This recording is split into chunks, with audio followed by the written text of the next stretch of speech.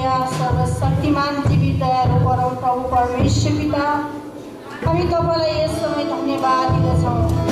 तपाईँ साँच्चै नै महिमाको परमेश्वर, महिमाको राजा हुनुहुन्छ। तपाईँ सर्वेसर्वा सर्वभूम सत्ता परमेश्वर हुनुहुन्छ। हामी तपाईँकै आराधना गर्दछौँ, तपाईँकै प्रशंसा गर्दछौँ।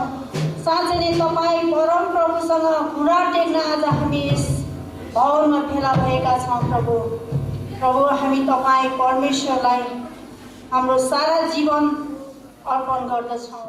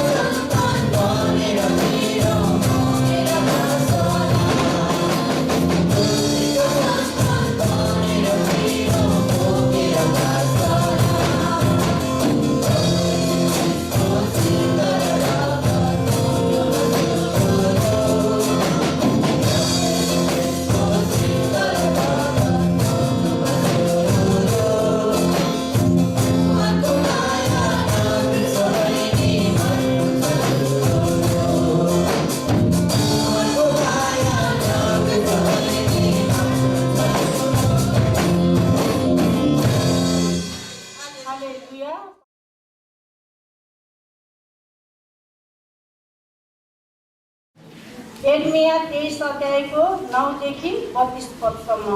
झुटा अगमवक्ताहरू आइसँग ल है सबैजनाले। झुटा अगमवक्ताहरू अगमवक्ताहरूको विषयमा चाहिँ मेरो हृदय मभित्र टुटेको छ। मेरा सबै हड्डीहरू काम्दछन्। परम प्रभुको र उहाँका पवित्र वचनको कारणले म मतवाला मानिस जस्तै भएको छु। दागमध्येले चुर भएको मानिस जस्तै देश व्यभिचारीहरूले भरिएको छ। शराब पाएको कारण देश सुक्खा भएको छ। मरुभूमिमा खर्क सुकेका छन्। अगमवक्ताहरू खराब चालमा चल्छन् र आफ्नो शक्ति न्यायपूर्वक चलाउँछन्। परम प्रभुलाई हामी नाच्दै गाउँदै खुसी हुँदै हामी उहाँलाई आराधना प्रशंसा चढाउनेछौँ। आमेन। हालेलुया हालेलुया। जसरी परमेश्वरले हामीलाई जुन मुक्ति, जुन शान्ति, जुन आनन्द दिनुभएको छ, जसको कारण यस ठाउँमा आज हामी छौँ। आमेन। हालेलुया।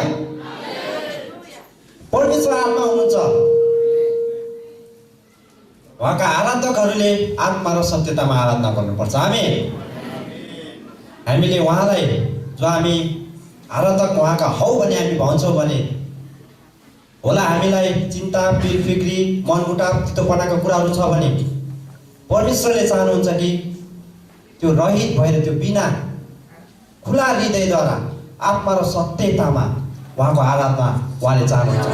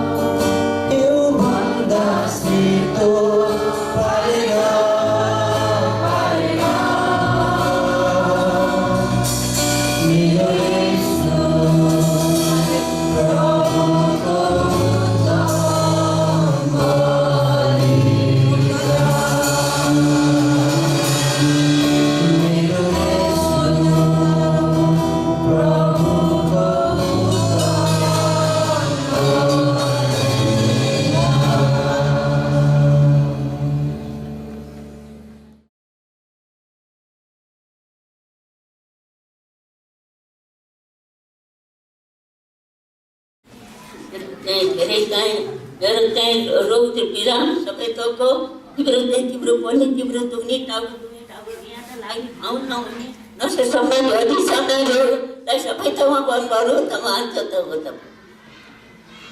सबै त्यो कमजोरको लागि रोग बिरामको लागि छुटकारा शान्ति र अनन्त भाव देश धेरै ताना धेरै चिन्ता धेरै शोक सुर्ता परेको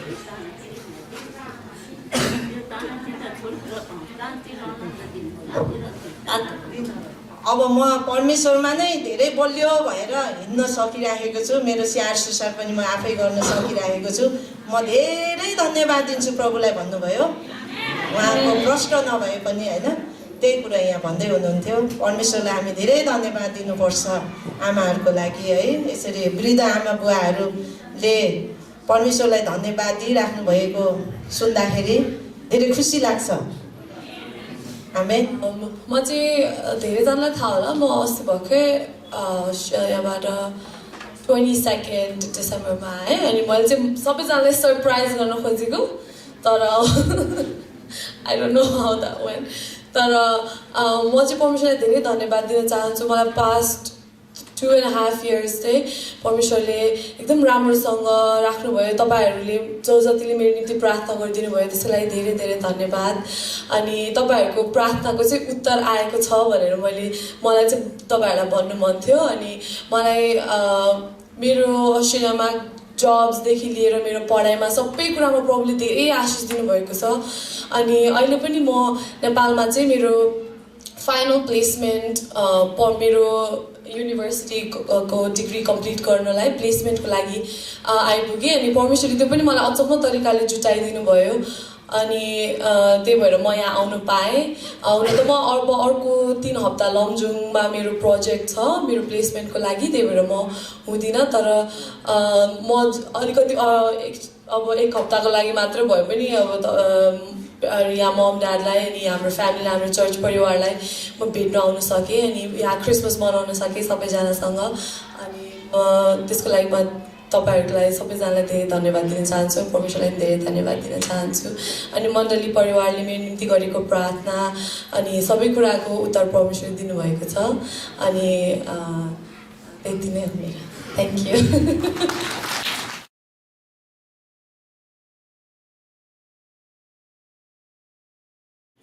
सबैलाई जय मसीह। राम्रोसँग प्रार्थना गरौँ। सबैजना आँखा चिम्लिनुहोस्। परमेश्वर पिता, हामी तपाईलाई धेरै धन्यवाद दिँदछौँ किनकि तपाईँ हाम्रो असल, हाम्रो सर्वोच्च पिता, हामीलाई प्रेम गर्नुहुने, हामीलाई वास्ता गर्नुहुने, हामीलाई माया गर्नुहुने, हामीलाई निको पार्नुहुने, हामीलाई छुटकारा दिनुहुने तपाईँ परमेश्वर हुनुहुन्छ। हामी तपाईलाई धन्यवाद दिन्छौँ तपाईँको पुत्र येशू ख्रीष्टको निम्ति। प्रभु येशू, तपाईँ हाम्रो मण्डलीको सिंहासनमा विराजमान हुनुहुन्छ र प्रभु यस मण्डलीको सम्पूर्ण कार्यक्रमको अध्यक्षता तपाईँले नै गर्नुहुन्छ किनकि तपाईँ मात्र हाम्रो मण्डलीका प्रभु र परमेश्वर हुनुहुन्छ। प्रभु, हामी प्रार्थना गर्छौँ पवित्र आत्मा तपाईँ आउनुहोस्, तपाईँ आउनुहोस् हरेकको जीवनमा र प्रभु हाम्रो ध्यानहरूलाई ख्रीष्टको वचनमा एकाग्रतामा डोर्याउनुहोस्। हामीलाई तपाईँको वचन बुझ्नलाई तपाईँले सिकाउनुहोस् र हामीलाई भड्काउने बहकाउने हाम्रो दिमागलाई खलल पार्ने ती सबै दुष्टका आक्रमणलाई हामी येशूको नाउँमा निस्कने आज्ञा दिँदछौँ। धन्यवाद छ प्रभु यीशु, तपाईँ हाम्रो मण्डलीमा आउनुभएको येशूको नाम। पहिला हामी बिरामीहरूको लागि प्रार्थना गरौँ। तपाईँ जतिजना बिरामी हुनुहुन्छ हात उचाल्नु होला र हात उचाल्नु भएको बिरामी जति उभिनुहोस्।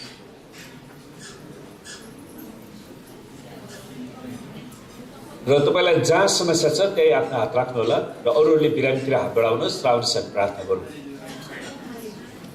परमेश्वर पिता, हामी प्रार्थना गर्छौँ तपाईँका छोराछोरीको शरीरमा जे जति रोग बेमारहरू, शारीरिक दुर्बलताहरू, शैतानका आक्रमणहरू, तन्त्रका श्रापहरू छन् त्यसलाई हामी येशूको नाउँमा निस्कने आज्ञा दिँदछौँ।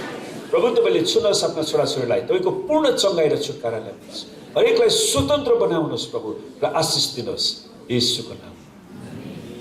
र दोस्रो विषय हामी प्रार्थना गर्नेछौँ। बाइबलले भन्छ काम नगर्नेले के गरोस्, खाना पनि नखाओस्। र तपाईँ जतिजना काम गरिरहनु भएको छ तपाईँको अर्थतन्त्रमा, तपाईँको कारोबारमा परमेश्वरको आशिष चाहिन्छ भने तपाईँ हात उचाल्नुहोस् र म तपाईँको लागि विशेष प्रार्थना गर्नेछु।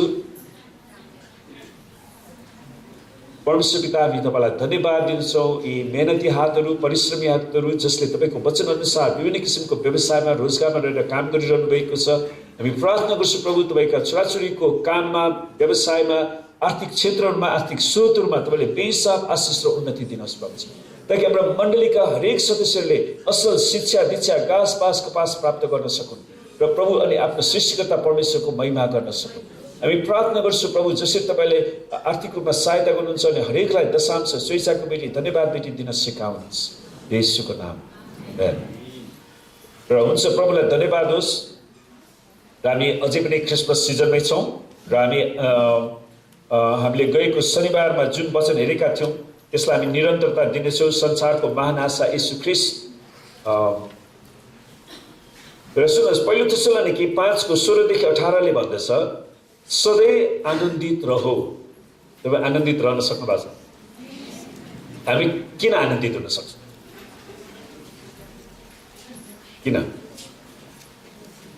किनकि हाम्रो प्रभु येशू ख्रीष्ट सिंहासनमा विराजमान हुनुहुन्छ।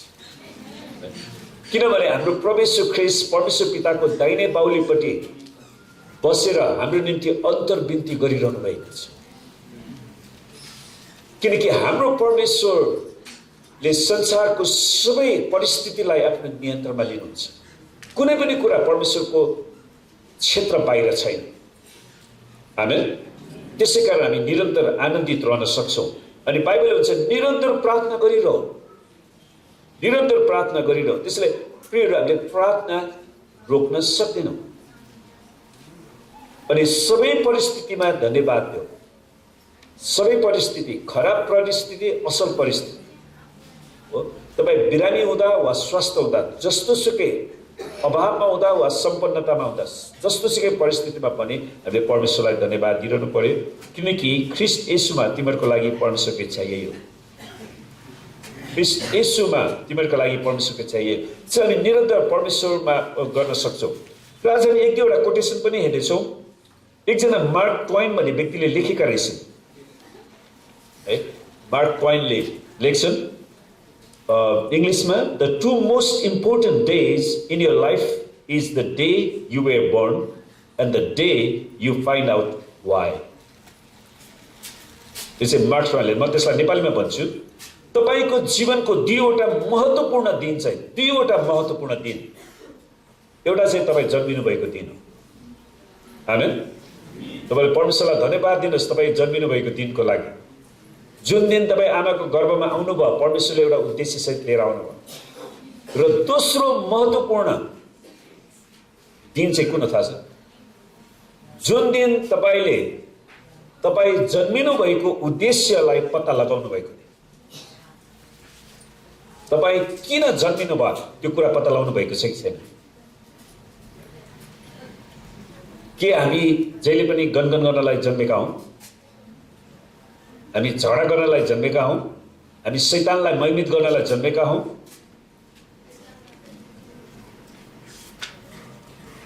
परमेश्वरले किन हामीलाई जन्माउनु भयो, पृथ्वीमा ल्याउनु भयो, त्यसको उद्देश्य जुन दिन तपाईँले पत्ता लगाउनुहुन्छ त्यो पनि अर्को जन्मदिन तपाईँले मनाउनु पर्ने दिन हो। आमेन। अनि कतिजनाको जीवनमा थियो अहिलेसम्म थाहा छैन भने तपाईँ प्रार्थना गर्नुहोस्, म किन यस पृथ्वीमा जन्मेँ? अनि परमेश्वरले हुन त हरेक मानव जातिको लागि एउटा कुरा स्पष्ट पार्नु भएको छ, परमेश्वरको महिमा गर्नलाई। तर त्यो कुरा तपाईँलाई प्रकाशको रूपमा आउनुपर्छ। धेरैजना मान्छेहरू क्रिस्चियन मात्रै छन्, तर उनीहरूले ख्रीष्ट येशूको प्रकाशलाई, द रेभलेसन अफ क्राइस्टलाई पाएका छैनन्। जबसम्म तपाईँले त्यो रेभलेसन प्रकाश पाउनुहुन्न नि, तपाईँ एउटा खाली क्रिस्चियन मात्रै बन्नुहुन्छ। त्यसैले त्यो अर्को महत्त्वपूर्ण कुरा हो।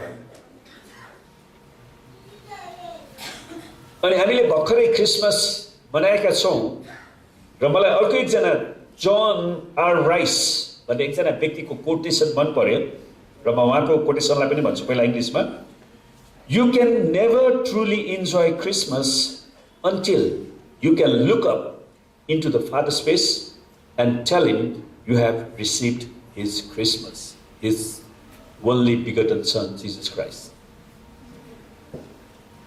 त नेपालीमा भन्न खोजेकोलाई के भने, जबसम्म तपाईँले परमेश्वर पिताको अनुहारमा हेरेर मैले तपाईँको पुत्र येशू ख्रीष्टलाई ग्रहण गरेको छु भन्नुहुन्न, तबसम्म तपाईँले क्रिसमस बडा दिनलाई साँचो रूपमा मनाउन सक्नुहुन्न। तपाईँले जबसम्म परमेश्वर पिताको अनुहारमा हेरेर परमेश्वर पिता धन्यवाद छ तपाईँले आफ्नो एकलौटी पुत्र येशू ख्रीष्टलाई पठाउनु भयो अनि उहाँलाई आज मैले मेरो जीवनमा प्रभु र मुक्तिदाता भनेर विश्वास गरेको छु भनेर तपाईँले परमेश्वर पितालाई भन्न सक्नु भएको छैन भने तपाईँले क्रिसमस साँचो रूपमा मनाउनु भएको छैन। तर तपाईँले भन्न सक्नु भएको छ भने तपाईँले क्रिसमस मनाउनु भएको छ। आमेन। किनकि हामी जहिले पनि धन्यवादी हुन सिक्नुपर्छ। धेरै मान्छेहरू धन्यवादी छैनन्। किनकि मैले कतिजना मान्छेहरूको चरित्र अध्ययन गर्दाखेरि धेरै वर्ष अगाडि एउटा कुरा भयो, एकजना बहिनीले जापानबाट एउटा राम्रो घडी किनेर ल्याइदिन नि त्यो पाउने व्यक्तिले के भन्छ थाहा छ? त्यो बाटोमा त्यो बिक्री गर्न राखे होला त्यतिकै टिपेर ल्याएर मलाई दियो भने कस्तो कमसेकम उसलाई सम्झेर कसैले गिफ्ट लिएर दिँदाखेरि त्यसप्रति धन्यवाद छ। परमेश्वर जसले आफ्नो एकलौटे पुत्र तपाईँ र मेरो निम्ति हाम्रो पापको निम्ति क्रुसमा बलिदान हुनलाई हाम्रो सट्टामा पठाउनु भयो अनि हामी त्यो येशू ख्रीष्टलाई विदेशी धर्म यो गर्न मान्छेहरू नेपालमा क्रिस्चियन बढ्यो भनेर बिना फाको कुरा गर्छ। जुन परमेश्वरले स्वर्गको महिमालाई त्यागेर मानिसको गर्भभित्र आमाको गर्भभित्र 9 महिना बिताउनु अनि उहाँ जन्मिना साथ तपाईँलाई थाहा छ उहाँ शरणार्थी बन्नुभयो राजनैतिक शरणार्थी हेरोदको कारणले गर्दाखेरि उहाँ भगाइनु पर्यो अनि त्यो परमेश्वरलाई ग्रहण गर्न सक्दा मान्छेले गलत कुरामा फसिराखेका छन् यीशुको नाउँमा गलत धन्दा चलाउँदछ हामी होसियार गर्नुपर्छ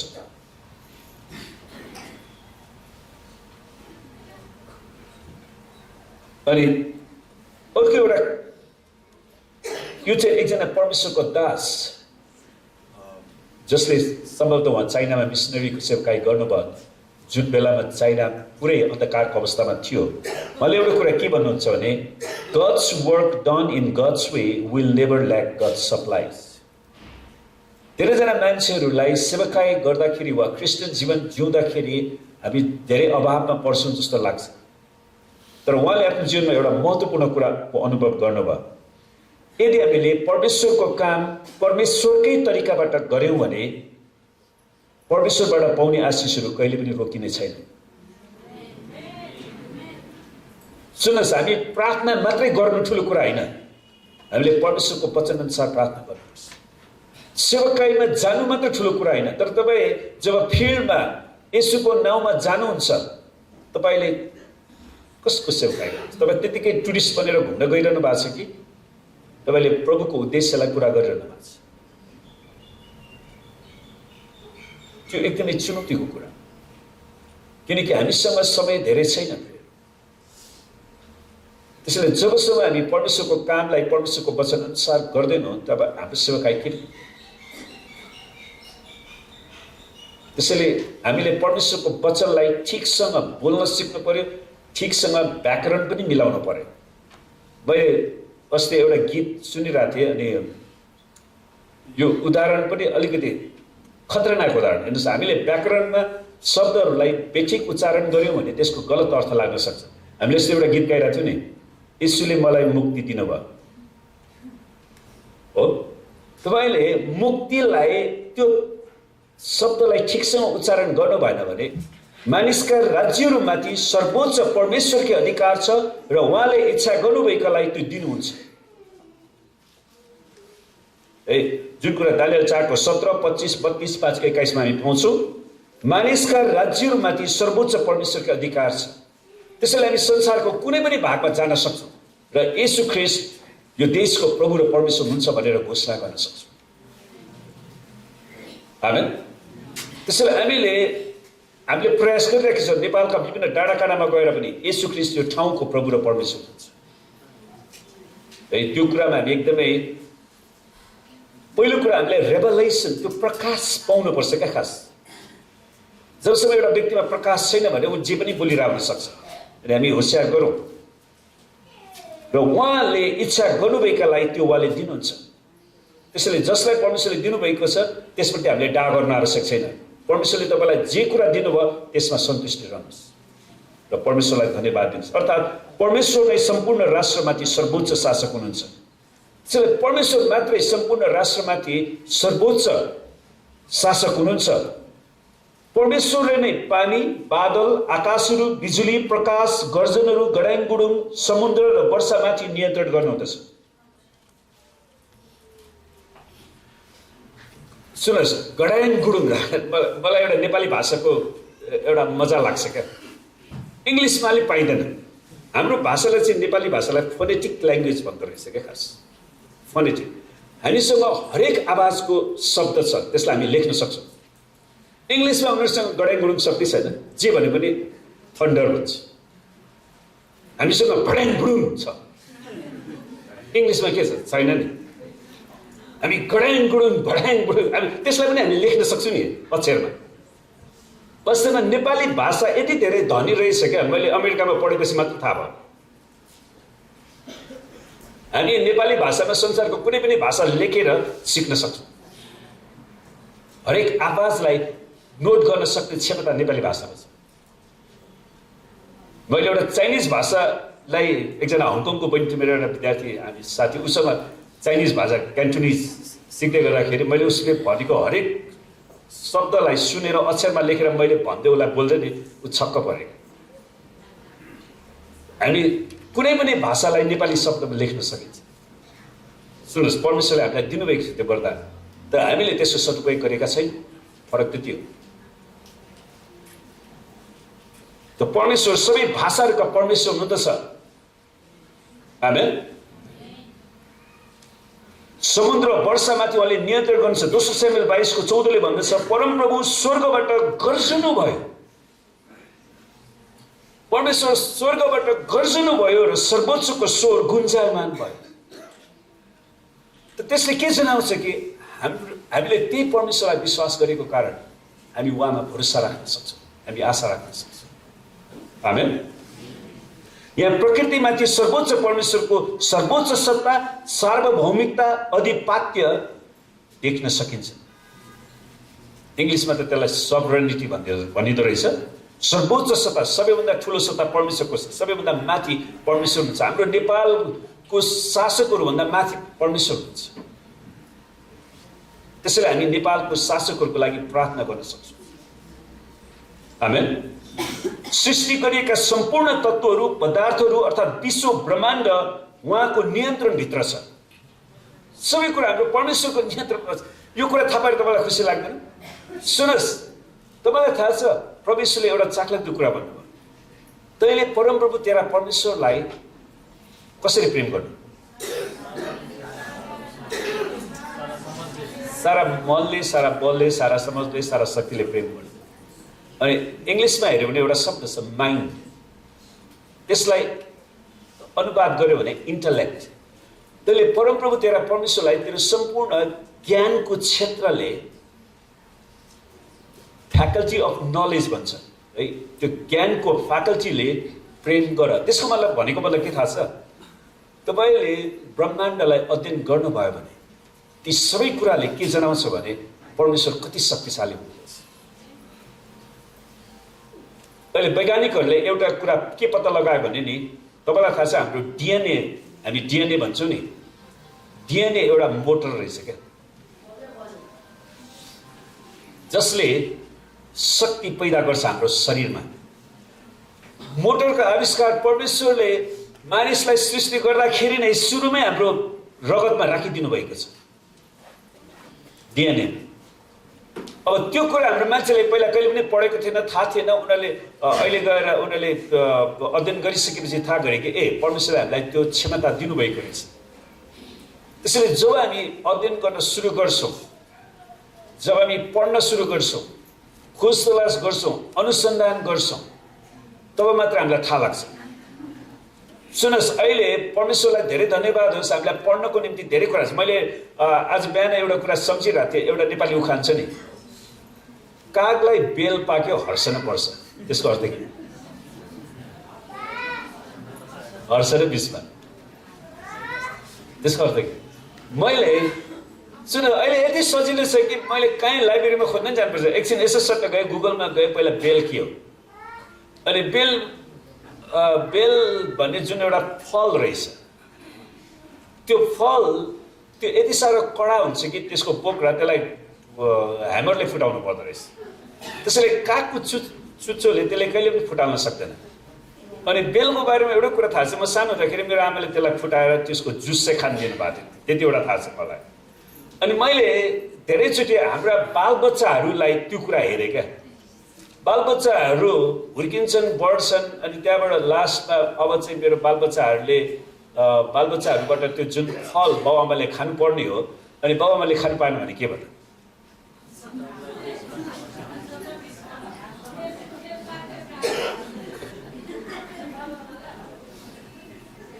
अब त उसको छोरा राम्रो भयो, बढ्यो, पढ्यो, त्यत्रो खर्च पनि गर्यो, अनि लास्टमा बाबुआमालाई त्यो छोराछोरीले कुनै पनि सहायता गरेन भने बाबुआमालाई जोगी बनाइदिन्छ हो।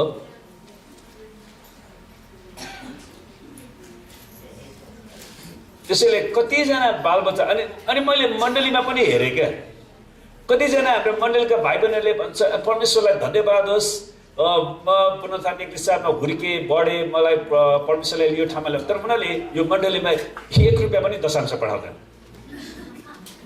कागलाई बेल पाके हर्षन पर्छ।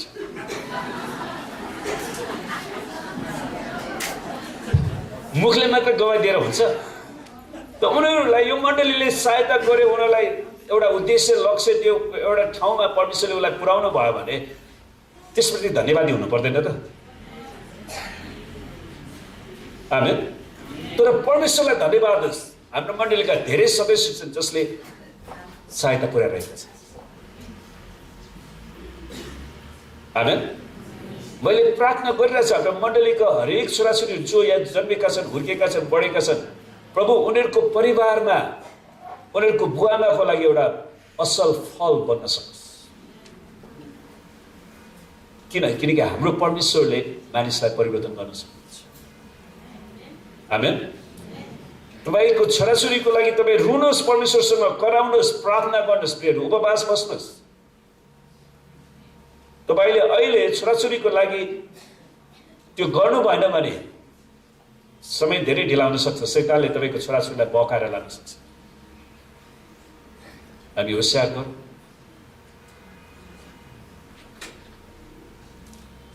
तर हामीले किन परमेश्वरको सर्वोच्चतालाई हेरिराखेका छौँ? किनकि परमेश्वरले हाम्रो बालबच्चालाई परिवर्तन गर्न सक्नुहुन्छ। तर हामी परमेश्वरसँग रुनु पर्यो, प्रार्थना गर्नु पर्यो, अन्तर्विन्ती गर्नु पर्यो। किनकि उहाँको सम्पूर्ण जातिहरू राष्ट्रहरूमाथि सर्वोच्च अधिकार छ, सम्पूर्ण प्रकृतिमाथि उहाँको सर्वोच्च अधिकार छ। भजन सङ्ग्रह 2:1-6 दुष्ट, विद्रोही र अनाज्ञाकारिताहरू माथि परमेश्वरको शक्ति छ भन्ने कुरालाई बताउँछ। यी सबै कुरामाथि जातिहरू किन षड्यन्त्र रच्छन्? भजन सङ्ग्रहका लेखकले लेख्दछन् जातिहरू किन षड्यन्त्र गर्छन् र मानिसहरू किन व्यर्थका जाल रच्छन्? किन व्यर्थका जाल रचिरहनु पर्यो? परमप्रभु र उहाँको अभिषिक्त जनको विरुद्धमा पृथ्वीका राजाहरू खडा हुन्छन् र शासकहरू आपसमा सल्लाह गर्छन् परमेश्वरको जनलाई गिराउनको लागि। तिनीहरू भन्छन् हामी उनीहरूका साङ्लाहरू छिनालौँ र उनीहरूका बन्धनहरू फुकाउँ। तर स्वर्गमा विराजमान हुनु नै चाहिँ हाँस्नुहुन्छ। परमेश्वर हाँस्नुहुन्छ। परमप्रभुले तिनीहरूको उपहास शब्दको अर्थ के थाहा छ? किल्ला गर्नुहुन्छ है। तब आफ्नो क्रोधमा उहाँले तिनीहरूलाई हप्काउनु हुनेछ र आफ्नो बल्दो क्रोधमा, त्यहाँ नेपालीमा एउटा कोप शब्द प्रयोग गरेर छ, कोप। त्यसको खास अर्थ चाहिँ क्रोध रहेछ। कोप र क्रोध भनेको रात मा तिनीहरूलाई यसो भन्दै त्रस्त पार्नुहुनेछ, मैले आफ्नो पवित्र पर्वत सियोनमा मेरो आफ्नो राजालाई नियुक्त गरेको छु। आमेन। त जो व्यक्तिलाई परमेश्वरले नियुक्त गर्नुभएको छ त्यो व्यक्तिको विरुद्धमा कोही जान्छ भने त्यसलाई कुनै पनि आशिष आउनेवाला छैन। भजन सङ्ग्रह 9:2 भनेको छ म तपाईँमा रमाउनेछु र उल्लसित हुनेछु। म तपाईँमा रमाउनेछु। किनकि परमेश्वरको जनहरू जहिले पनि परमेश्वरको सुरक्षामा खुसी रहनेछ अनि परमेश्वरको स्वर्गदूतले उनीहरूलाई सुरक्षा दिइरहनेछ। हे सर्वोच्च प्रभु, तपाईँको नाउँमा म स्तुति गाउनेछु। आमेन। भन्नुको अर्थ के त? परमेश्वर सबै दुष्टहरू, अधार्मिकहरू भन्दा पनि उहाँ सर्वोच्च हुनुहुन्छ। आमेन। त्यसै कारणले दुष्ट चम्किँदाखेरि हामी डराउनु पर्दैन। त्यसैले हामी प्रियहरू परमेश्वरका जनहरू कसैले तपाईँलाई उचाल्दैमा त उचालिने, कसैले थचार्दैमा थचारिने, त्यस्तो हुन आवश्यक छैन क्या। आमेन। किनकि हामी हाम्रो सर्वोच्च परमेश्वरमा भरोसा राखेर जिउँछौँ। सर्वोच्च परमेश्वरको कृपा वा करुणा, इङ्ग्लिसमा मर्सी रहेछ, को कारण राजाहरूले परमेश्वरमा भरोसा राख्दछन्। मैले यस्तो मेरो व्यक्तिगत बाइबल अध्ययनमा एउटा नयाँ प्रकाशको रूपमा मैले पाएँ क्या। परमेश्वरले कृपा आसन भने पवित्र स्थानमा जुन कृपा आसन छ, मर्सी सिट, त्यहाँबाट चाहिँ बोल्नुहुन्छ अनि उहाँको परमेश्वरको कृपाको कारण उहाँले हाम्रो अपराधलाई क्षमा गर्नुहुन्छ। त्यही कृपा आसनमा पुजारीले त्यो रगत चढाउँथे अनि येशू ख्रीष्टले पनि त्यही कृपा आसनमा तपाईँ र मेरो पाप क्षमाको लागि आफ्नो मानिसको लागि चाहिने त्यो मानिसको शुद्ध र पवित्र रगत चढाउनु। अनि उहाँ आज पनि हामीसँग बोलिरहनु भएको छ। आमेन। जसरी भजन सङ्ग्रह 21 को 7 भन्दछ, किनभने राजाले परमप्रभुमा भरोसा राख्छन् र सर्वोच्च परमेश्वरको अचूक करुणाको कारण उनी कहिले पनि डग्ने छैन। त्यसैले परमेश्वरका जनहरू कहिले पनि डग्ने छैन यदि हामी परमेश्वरमा भरोसा राखिरहन्छौँ। अनि डग्नु डराउनु पर्ने कुनै पनि आवश्यकता छैन। जसको अर्थ के त, उहाँ अधार्मिकहरूमाथि सर्वोच्च हुनुहुन्छ, साथै धार्मिकमाथिहरू पनि सर्वोच्च हुनुहुन्छ। जसरी उहाँले मुक्तिको साथै अनुग्रह र कृपा पनि दिनुहुन्छ, भजन सङ्ग्रह 64 को 4 ले सर्वोच्च परमेश्वरको पवित्र वासस्थानलाई जनाउँछ। क्या भन्ने परमेश्वर मानिसहरूको माझमा बास गर्नुभयो। येशू ख्रीष्टको एउटा नाम थियो, हामीले हेरेका थियौँ नि अस्ति क्रिसमस दिनमा, इम्मानुएल। परमेश्वर हामीहरूसँग, परमेश्वर मानव जातिसँग। आमेन। परमेश्वर हामीसँग हुनुहुन्छ। सुन्नुहोस्, मूर्तिहरू हामीसँग आउन सक्दैन। परमेश्वरलाई धन्यवाद होस्, हाम्रो परमेश्वर मूर्ति हुनुहुन्न, उहाँ एउटा स्ट्याच्यु हुनुहुन्न। आमेन। किनकि तपाईँ जहाँ जाँदा पनि त्यो मूर्ति तपाईँ सँगसँगै पछि हिँड्न सक्छ। तपाईँले त्यसलाई बोक्नु पर्यो भने डोकोमा हालेर बोक्नु पर्ला।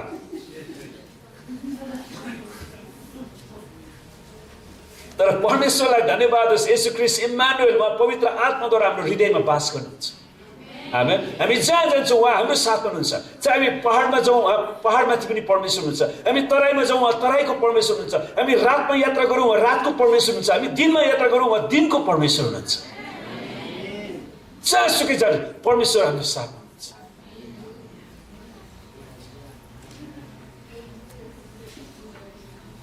हेर्नुहोस्, परमेश्वर भजन सङ्ग्रह 64 को 4 ले सर्वोच्च परमेश्वरको पवित्र वासस्थानलाई जनाउँछ, जहाँ परमेश्वरका जनहरूले सुरक्षा सान्त्वना पाउँदछ। हामीले सुरक्षा पनि पाउँछ, हामीले सान्त्वना पनि पाउँछ। हामी निराश परेका छौँ किनकि उहाँ उद्धार पाएका आफ्नै जनहरूमाथि पनि सर्वोच्च हुनुहुन्छ। सुन्नुहोस्, हामीमाथि सर्वोच्च परमेश्वर हुन्छ। हामीले उद्धार पाउँदैमा हामी परमेश्वरभन्दा सर्वोच्च हुँदैनौँ। त्यसैले हामीले परमेश्वरको निम्ति निर्णय बनाउनु पर्दैन क्या, तर हामीले चाहिँ परमेश्वरको निर्णय खोजी गर्ने। आमेन। धेरैजनाले यही कुरालाई बुझ्न सक्दैन। मैले परमेश्वरको निम्ति निर्णय बनाउने होइन, मैले परमेश्वरको निर्णयलाई खोजी गर्ने हो मेरो जीवनमा। वास्तवमा दानियल 7:18 मा भने जस्तै येशू ख्रीष्टलाई विश्वास गर्ने हामीहरू सर्वोच्च परमेश्वरका पवित्र जनहरू, सन्तहरू हौँ। हामी परमेश्वरका सन्त जनहरू। त्यसैले सन्त जन भइकन पनि हामीले एकअर्कामा झगडा गर्न आवश्यक छ? खुट्टा तानातान गर्न आवश्यक छ? कोरियन समाजमा चाहिँ एउटा चलन रहेछ क्या, उनीहरूको चाहिँ कोरियन समाज चाहिँ गङ्गटाहरू जस्तो साबित गरेछ। कोरियन मण्डलीमा प्रचार गरेका थिए अनि उहाँहरूले मलाई भन्नुभयो एकअर्काको खुट्टा तानातान गर्छन् रे क्या। मैले भन्ठानेको कोरियन चर्चमा प्रचार गर्दाखेरि होइन, हाम्रो कोरियन दिदीबहिनीहरू दाजुभाइहरू त एकदमै परमेश्वरको स्वर्गबाट आएको जस्तै सन्तजनहरू छन् होला, म परमेश्वरलाई धन्यवाद दिन्छु भनेको। होइन होइन होइन पशुपा होइन, त्यसो होइन, हामीहरू पनि गङ्गटा जस्तै छौँ। हामीहरू पनि खुट्टा तानातान त गर्छौँ, कसैलाई अगाडि माथि पढ्न दिँदैन।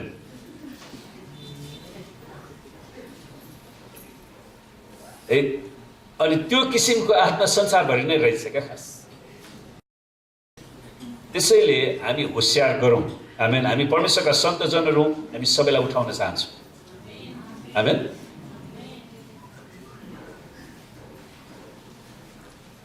अनि बिलाप 3 को 37 देखि 38 ले भन्छ, परमप्रभुले आज्ञा नगरुन्जेल कसले अराएको पुरा भएको छ? परमेश्वरले आज्ञा नगरुन्जेल मान्छेको आज्ञा कहाँ पुरा हुन सक्छ? सुन्नुहोस्, हाम्रो माओवादी नेताहरूले देशलाई विकास गर्ने, यो देशलाई गरिबीको श्रापबाट हटाउने भनेर आन्दोलन गरेर 10 वर्ष जनयुद्ध गरेको होइन र? अहिले देश कहाँ छ त? अहिले माओवादी नेताहरू नै सरकारमा छन्। उनीहरूले कतिवटा कारखाना खोले त नेपालमा? अब सबै मैले प्रचार गरेपछि उनीहरूले खोल्छ होला। भएको कारखाना बन्द गरेर गयो हो। त्यसै कारणले बाइबलले भन्छ नि, मानिसमाथि भरोसा राख्ने व्यक्ति श्रापित होस् भनेर। त्यसैले हामीले प्रार्थना गर्नुपर्छ हाम्रो देशको सरकारको लागि कि परमेश्वर उनीहरूले नेपालमा रोजगार सिर्जना गर्न सकुन् ताकि नेपालीहरू विदेशमा भौतारिन जान नपरोस्। आमेन। नेपालको पैसालाई विदेशको बैंकमा राख्नु सट्टा नेपालमै कल कारखाना खोले त हुन्छ नि।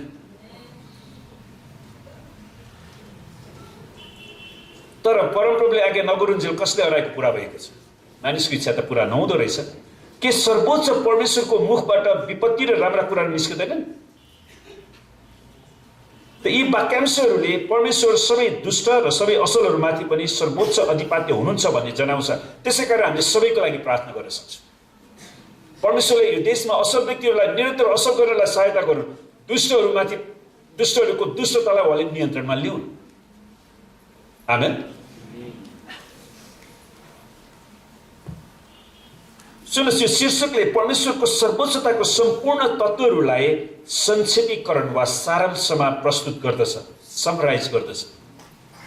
परमेश्वर सम्भव भएका भनेका हरेक नाप परिमाण वा आयाममा सर्वोच्च हुन्छ। जुनसुकै नाप जुनसुकै कुरामाथि पनि परमेश्वर सर्वोच्च हुनुहुन्छ। अर्थात् उहाँ राष्ट्रहरू जातिहरूमाथि प्रकृतिमाथि धर्मीजनहरूमाथि अधर्मीमाथि उद्धार पाएकाहरू सबै दुष्ट र असलमाथि सर्वोच्च हुनुहुन्छ। त उहाँभन्दा अरू कोही पनि सर्वोच्च वा शक्तिशाली छैन। परमेश्वरलाई धन्यवाद होस्, हामीले त्यही परमेश्वरलाई विश्वास गरेका छौँ। आमेन। कहिलेकाहीँ शैतानले मान्छेहरूलाई मण्डलीमा धम्की दिन पनि पठाउँछ। मलाई एकजना भाइ आएर उहाँले धम्की दिनुभयो, तपाईँलाई थाहा छ शक्ति बन्दुकको नालबाट आउँछ। भाइ तपाईँलाई मैले त्यो जमानामै पढेको, the power comes from the barrel of the gun. तपाईँलाई कम्युनिजमको बारे कति थाहा छ? त्योभन्दा बढी मलाई थाहा छ। अनि मैले भने भाइ तपाईँको बन्दुकको शक्तिबाट बल आउँछ, हाम्रो प्रार्थनाबाट शक्ति आउँछ। आमेन। त्यसो त जनयुद्धकै समयमा पनि उनीहरूले ग्रेनेड लिएर हान्ने प्रयास त गरे, तर प्रभुलाई धन्यवाद, प्रभुले बचाउनु भयो। किनकि मेरो मर्ने बेला आएको छैन भने कसैले मलाई मार्न सक्दैन क्या। आमेन। त्यसैले कोहीदेखि म डराउनु पनि छैन।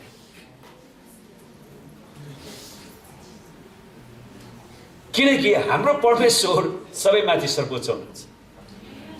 आमेन। तर याद गर्नुहोस्, स्वर्गदूतले आएर मरियमलाई भन्दाखेरि के भने पहिलो शब्द नडराऊ, किन परमेश्वरले हामीलाई डराउन चाहनुहुन्न। उहाँले हामीलाई डरको आत्मा दिनुभएको छैन, तर उहाँले हामीलाई शक्ति प्रेम र आत्मसंयमको आत्मा दिनुभएको छ। तर भूतात्मा देवी देवताहरू तपाईँलाई डराउने कुरा मात्रै दिन्छ। अनि बिचरा प्रवेशलाई नचिनेकाहरूलाई त हो पनि उनीहरूलाई त्यो एउटा कुखुरा चढाएन भने पनि उनीहरूलाई कति दुःख हुन्छ हो, तपाईँ देखिरहनु भएको छ। कामेको कामै कामेको कामै है। तर परमेश्वरलाई धन्यवाद होस्, उहाँले हाम्रो परमेश्वर सर्वोच्च हुनुहुन्छ। त्यसले उहाँले हामीलाई सुरक्षा दिनुहुन्छ। अनि उहाँ मात्र सर्वोच्च पराक्रमी परमेश्वर हुनुहुन्छ। उहाँ मात्र सर्वोच्च र पराक्रमी परमेश्वर हुनुहुन्छ। किन यो महत्त्वपूर्ण छ? किनकि लुकाएको 31 र 32मा स्वर्गदूतले मरियमलाई भनेको वचनहरू त थाहा हुन्छ, तिमीले उहाँको नाउँ येशू राख्नेछौ किनकि उहाँ महान हुनुहुनेछ र परम प्रधानका वा सर्वोच्चका पुत्र कहलाइनु हुनेछ। उहाँ सर्वोच्चका पुत्र कहलाइनु हुन्छ। लुकाएको 35मा उहाँ परमेश्वरका पुत्र कहलाइनु हुनेछ। यी वाक्यहरूको अर्थ के हो त? येशू ख्रीष्ट परमेश्वर हुनुहुन्छ। आमेन। यी सबै वाक्यहरूको अर्थ के हो त? हाम्रो प्रभु येशू ख्रीष्ट परमेश्वर हुनुहुन्छ। अनि उहाँ येशूलाई मात्र हाम्रो मण्डलीको सिंहासनमा हामी विराजमान गराएका छौँ। आमेन। हाम्रो जीवनमा येशूलाई मात्र हामी विराजमान गराउँछौँ। त यसको अर्थ येशू ख्रीष्टसँग परमेश्वरको जीवन, परमेश्वरको गुण र परमेश्वरको स्वभाव छ। त्यसैले यो महत्त्वपूर्ण कुरा हो प्रियहरू कि हामीले सर्वोच्च परमेश्वर जो येशू ख्रीष्टलाई विश्वास गरेका छौँ, उहाँ प्रभु र परमेश्वर। आमेन। र आज हामी यहाँसम्म राख्छौँ किनकि आज हाम्रो प्रभु भोज पनि छ। अनि मेरो घडी हेर्ने बानी भइसक्यो, त्यहाँको घडी हटाइदिएको कारणले हातमै हेर्नु पर्यो।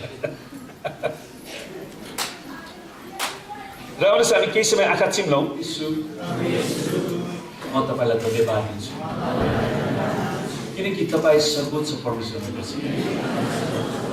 तपाईँ मात्र मेरो प्रभु र परमेश्वर हुनुहुन्छ। प्रभु आज म तपाईँसँग फेरि मेरो करारलाई नवीकरण गर्दछु। तपाईँ मात्र मेरो हृदयको सिंहासनमा विराजमान हुनुहुन्छ। तपाईँ मात्र यस मण्डलीको सिंहासनमा विराजमान हुनुहोस्। प्रभु तपाईँ मात्र यो देशको सिंहासनमा विराजमान हुनुहोस्। म तपाईँलाई धन्यवाद दिन्छु। आमेन। 11:23 देखि 29 पदलाई 30 समय हेर्दैछौँ। प्रभु भोजको लागि यो वचन हामी हेर्दैछौँ। किनकि प्रभुबाट मैले जे पाएँ सो रात तिमीहरूलाई स्वीकृति अर्थात् जुन रातमा पक्राउ पर्नुभयो त्यो रात प्रभु यीशुले रोटी लिनुभयो र धन्यवाद दिनुभएपछि उहाँले त्यो भाँच्नुभयो र भन्नुभयो यो तिमीहरूका निम्ति मेरो शरीर हो, यो मेरो सम्झनाको निम्ति गर। त्यसै गरी खाएपछि उहाँले कचौरा लिएर यसो भन्नुभयो यो कचौरा मेरो रगतमा भएको नयाँ करार हो। जहिले जहिले तिमीहरू यो पिउँछौ मेरो सम्झनामा यो अवसर गर। किनभने जहिले जहिले तिमीहरू यो रोटी खान्छौ र यस कचौराबाट पिउँछौ उहाँ नाउँचेर तिमीहरू प्रभुको मृत्युको घोषणा गर्दछौ। यसकारण जसले अयोग्य रीतिले प्रभुको रोटी खान्छ कि प्रभुको कचौराबाट पिउँछ त्यो मानिस प्रभुको शरीर र रगतलाई अपवित्र तुल्याएकोमा दोषी ठहरिनेछ। हरेक मानिसले आफूलाई जाँचोस् अनि मात्र त्यसले रोटी खाओस् र कचौराबाट पियोस्। किनकि प्रभुको शरीरलाई नचिनिकन जसले खान्छ र पिउँछ त्यसले त्यो खाएको र पिएको कारणले आफूमाथि दण्ड ल्याउनेछ। यसै कारण तिमीहरूमध्ये धेरैजना दुर्बल र रोगी छौ, कतिजना चाहिँ मरिसकेका छन्। र आज हामी अलिकति 29 पदको शब्दलाई हेर्छौँ। महत्त्वपूर्ण शब्द छ किनकि प्रभुको शरीरलाई नचिनिकन जसले खान्छ र पिउँछ त्यसले त्यो खाएको र पिएको कारणले आफूमाथि दण्ड ल्याउँछ। सुन्नुहोस्, हिब्रू कन्सेप्टमा चिन्ने शब्दले एकदमै नजिकको सम्बन्ध गराउँछ। हुन त कतिचोटि श्रीमान र श्रीमती बिहा गरेको वर्षौँपछि पनि उनीहरूले एकअर्कालाई चिन्दैनन्। 20 वर्षपछि छोडपत्र गर्छ, चिनेको भन्ने कि नचिनेको भन्ने।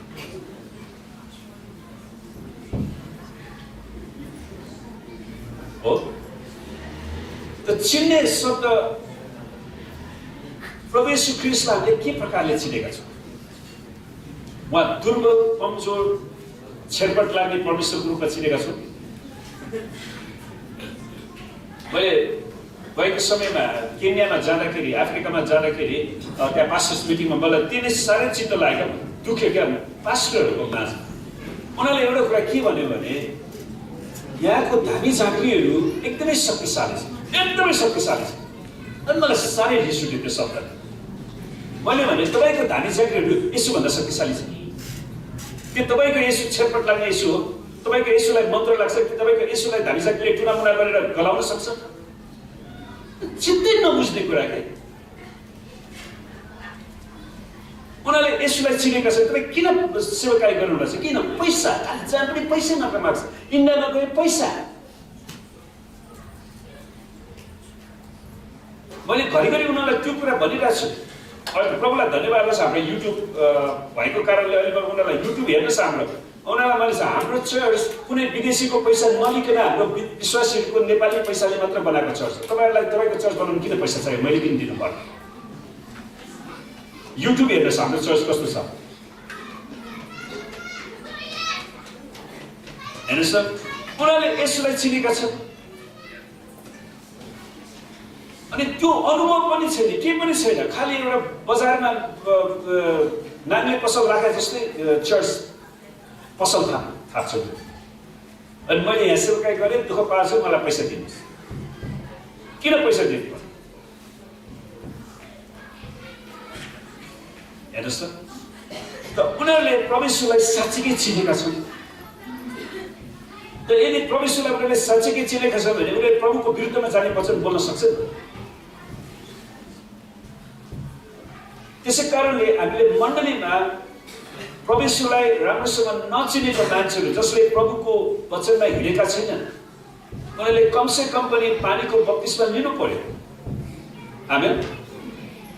म मेरो पापको लागि म मर्छु, गाडिनु पर्यो।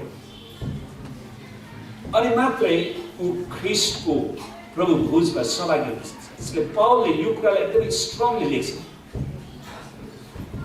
किनकि प्रभुको शरीरलाई नचिनिकन जसले खान्छ र पिउँछ त्यसले त्यो खाएको र पिएको कारणले आफूमाथि दण्ड लिन्छ। मान्छे क्रिस्टियानिटी खानाको धर्म होइन रहेछ, पिउनेको धर्म होइन रहेछ। यो त तपाईँको परमेश्वरमा गरेको समर्पणको कुरा रहेछ। तपाईँ ख्रीष्ट येशूको शरीरमा, किनकि परमेश्वरले भन्नुभयो जसले मानिसको पुत्रको शरीर खाँदैन र रगत पिउँदैन त्यो आफैमा जीवन हुँदैन। त्यसैले त्यो प्रकाश बिना त्यतिकै खानेकुरा पनि होइन रहेछ। त्यसैले प्रभु भोज जसले पाए त्यसलाई खानेकुरा होइन रहेछ। यो त प्रभुसितको समर्पण रहेछ।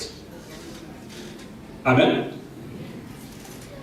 अनि यसै कारण तिमीहरूमध्ये धेरैजना दुर्बल रोगी छौ र कतिजना चाहिँ मरिसकेको छ। वास्तवमा कोरिन्थको मण्डलीमा 2000 वर्ष अगाडि कतिजनाले प्रभु भोजलाई हेलचक्राइ गरेको कारणले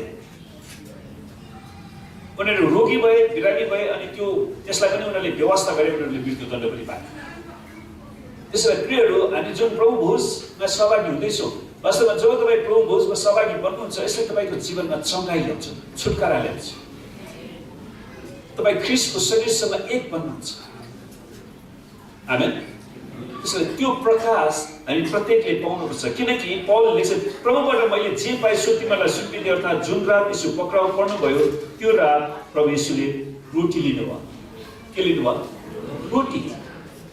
उहाँले रोटी लिनुभयो, अनि धन्यवाद दिनुभएपछि उहाँले त्यो भाँच्नुभयो र उहाँले भन्नुभयो यो तिमीहरूको निम्ति मेरो शरीर।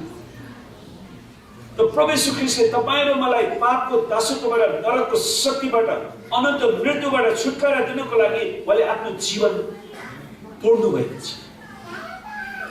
सायद यहीँबाट मान्छेले परमेश्वर तपाईँको वचन तोड्नुहोस् भने होला क्या।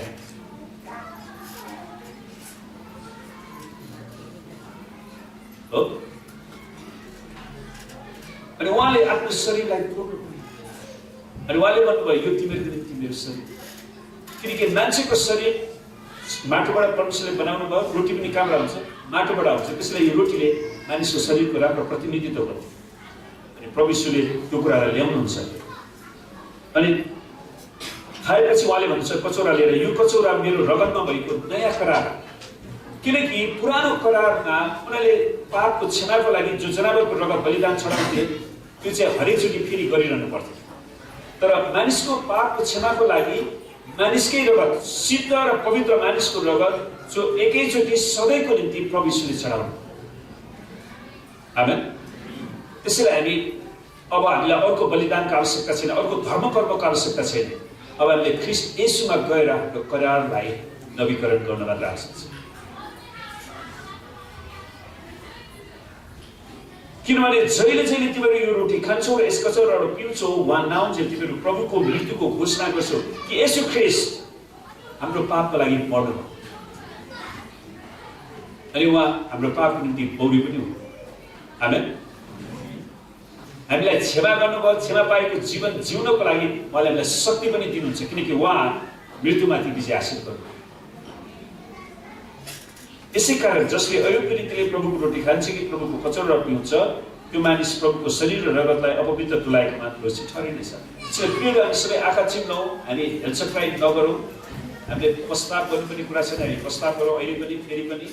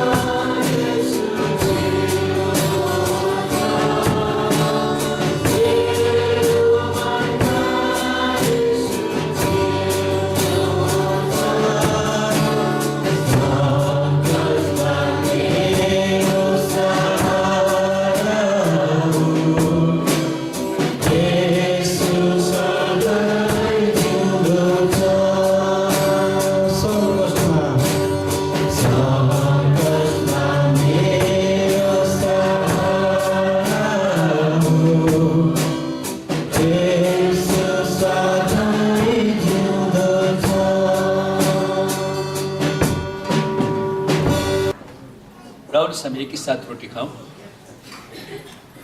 अनि एकैसाथ पछौराबाट पनि खानेछौँ।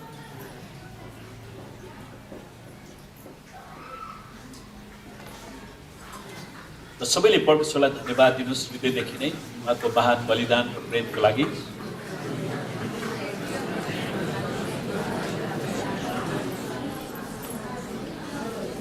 परमेश्वर पिता हामी तपाईँलाई धेरै धन्यवाद दिँदछौँ किनकि तपाईँ कति अचम्मको पिता हुनुहुन्छ। तपाईँ आफ्नो सृष्टिलाई बचाउनको लागि आफ्नो एकलौटे पुत्रलाई पनि बलिदान दिनलाई हिचकिचाउनु भयो। तपाईको प्रेमलाई बुझ्नलाई प्रभु त्यो गहिराइमा जानलाई हामीलाई सहायता गर्नुहोस्। प्रभु यीशु हामी तपाईँलाई धन्यवाद दिन्छौँ तपाईँको आज्ञाकारिताको त्यो महानतालाई प्रभु त्यो प्रकाशलाई हामी प्राप्त गर्न सकौँ। प्रभु यीशु तपाईँ पिताको आज्ञाप्रति पूर्ण रूपमा आज्ञाकारी हुनुभयो क्रुसको मृत्युसम्म। प्रभु हामीलाई पनि तपाईँको वचनप्रति पूर्ण रूपमा आज्ञाकारी हुनलाई सहायता गर्नुहोस्। एउटा बच्चाले जस्तै तपाईँको वचनको डर राख्नलाई तपाईँको वचनको इज्जत गर्नलाई सिकाउनुहोस् प्रभु हामी प्रार्थना गर्छौँ। धन्यवाद छ पवित्र आत्मा तपाईँले साँच्चै नै हामी प्रत्येकलाई येशू ख्रीष्टलाई विश्वास गर्नलाई मन दिनुभयो प्रकाश दिनुभयो। प्रभु तपाईँ निरन्तर हामीहरूको साथमा रहनुहोस्। हामी प्रार्थना गर्छौँ प्रभु साँच्चै नै आज नेपालमा लाखौँ करोडौँ मानिसहरू छन् जो तपाईँको राज्य बाहिर छन् जसले तपाईँलाई चिनेका छैनन्। प्रभु हामी उनीहरूको निम्ति बिन्ती गर्छौँ परमेश्वर उनीहरूलाई पनि तपाईँले यो प्रकाश दिनुहोस् कि उनीहरूले पनि येशू मात्रै प्रभु र परमेश्वर हुनुहुन्छ भन्ने कुरालाई चिन्न सक्नु।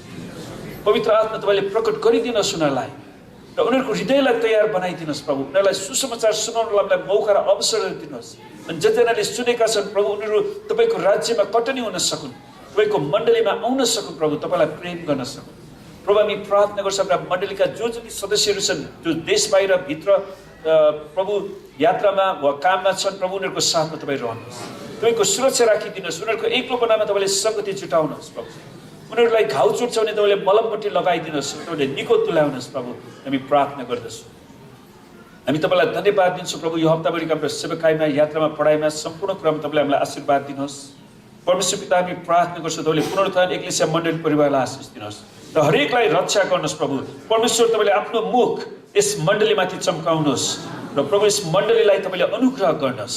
परमेश्वर तपाईँले आफ्नो चेहरा यस मण्डलीका हरेक सदस्यमाथि प्रकाश गरिदिनुहोस् र हामी प्रार्थना गर्छौँ प्रभु हाम्रो पुनरुत्थान एक्लेसिया मण्डली परिवारका सदस्यलाई प्रभु तपाईँको स्वर्गीय शान्तिले भर्नुहोस् र तपाईँको नाउँ मात्र प्रभु यस मण्डलीमाथि उचालिन सकेको छ। प्रभु हामी प्रार्थना गर्छौँ तपाईँको राज्य यस मण्डलीमा र तपाईँको इच्छा मात्र यस मण्डलीमा पुरा भएको छ। हामीलाई राजनैतिक इच्छाहरू चाहिँदैन परमेश्वर तपाईँको राज्य र तपाईँको इच्छा मात्र हामीलाई चाहिँदैछ प्रभु। तपाईँको राज्य आओस् र तपाईँको इच्छा मात्रै पुरा भएको छ।